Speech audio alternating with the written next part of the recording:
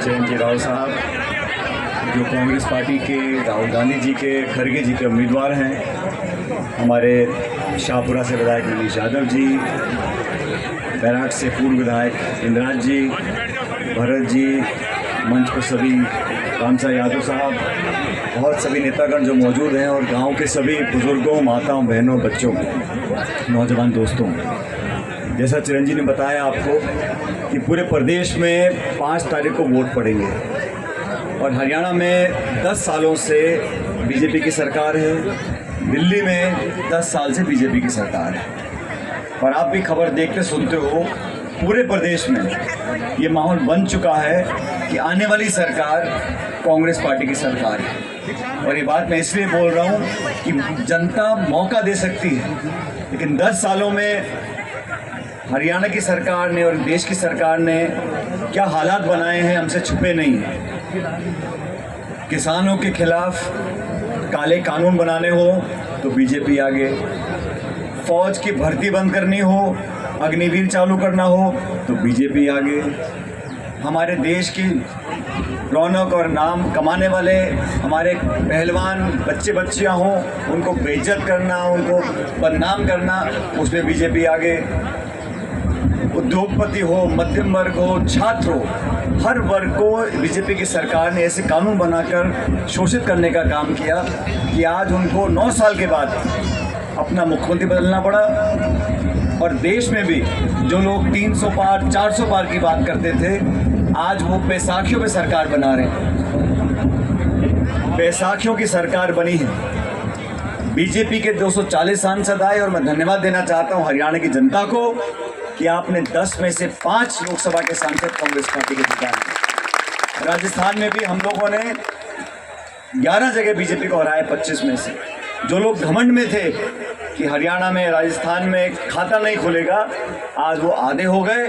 और यही कारण है कि तमाम विपक्ष की जो ताकतें हैं वो मजबूत हो रही हैं। राहुल गांधी जी जब से नेता प्रतिपक्ष बने हैं लोकसभा के अंदर, वो जवाबदेही तय कर रहे हैं, वो देश का एजेंडा तय कर रहे हैं, और बीजेपी की सरकार को बार बार अपने विधेयक वापस लेने पड़ते हैं। अभी चुनाव चल रहे थे, पहले चरण का चुनाव मतदान कश्मीर में था और बीजेपी ने एक नया शगुफा छोड़ दिया, 1 नेशन 1 इलेक्शन। ये संभव है क्या? आपके पास इतने सांसद है नहीं पूरे देश में कि आप संशोधन कर सको संविधान में, लेकिन ये शगुफा छोड़ने की जो आदत है बीजेपी की, सिर्फ लोगों का ध्यान भटकाने के लिए। मुझे फक्र है हमारी पार्टी के ऊपर, खरगे जी, राहुल जी ने, हमारी पहली पॉलिटिकल पार्टी पूरे देश में जिसने कहा अगर हम सरकार बनाएंगे तो एमएसपी पर हम कानून लेकर आएंगे। कौन रोकता है सरकार को कानून बनाने के लिए? फसल खरीद अगर होती है, अगर कानून उसमें बनता है, हमारे किसानों को अगर मुआवजा अच्छा मिलता है, फसल की कीमत मिलती है, तो बीजेपी क्यों अपने हाथ पीछे खींचती है? भारतीय जनता पार्टी आज भी ले दे के उसी नारे पर आके टिकती है, हिंदुस्तान पाकिस्तान, मंदिर मस्जिद, हिंदू मुसलमान।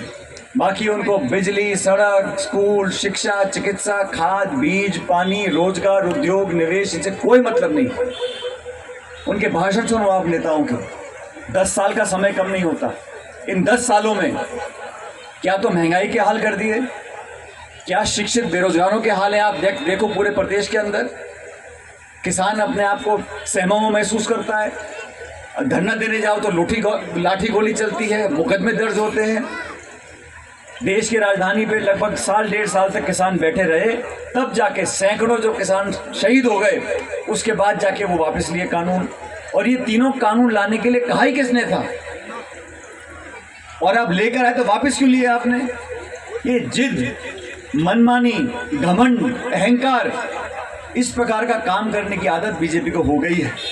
मेरा आपसे निवेदन है, आज चिरंजी राव के लिए मैं वोट मांगने आया हूं और पहली बार नहीं आए। रेवाड़ी लोकसभा विधानसभा क्षेत्र में कैप्टन साहब का समय हो, इस नौजवान का समय हो, हर वक्त स्वर्गीय पायलट साहब हो या हम लोग हों, हम इनके लिए, परिवार के लिए, पार्टी के लिए हमेशा वोट मांगने इसलिए आते हैं।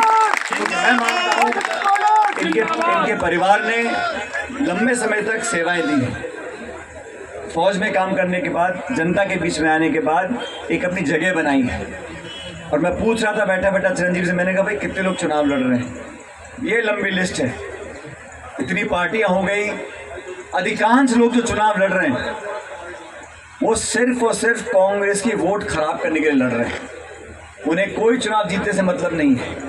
वो तो थोड़ा धन पैसा लगाकर 500 वोट, 1000 वोट, 2000 वोट खराब करने का काम कर रहे हैं। तो मैं आप लोगों से कहने के लिए आया हूँ, सरकार कांग्रेस पार्टी की बन रही है, इसमें किसी को दो राय नहीं।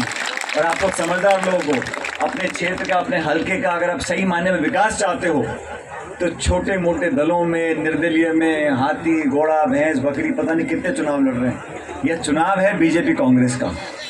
इसमें आपको देखना है कौन व्यक्ति, कौन सी विचारधारा, कौन सा प्रतिनिधि हमारे बीच में रहा, दुख सुख का भागीदार बनकर रहा, और अपना वोट खराब नहीं करना।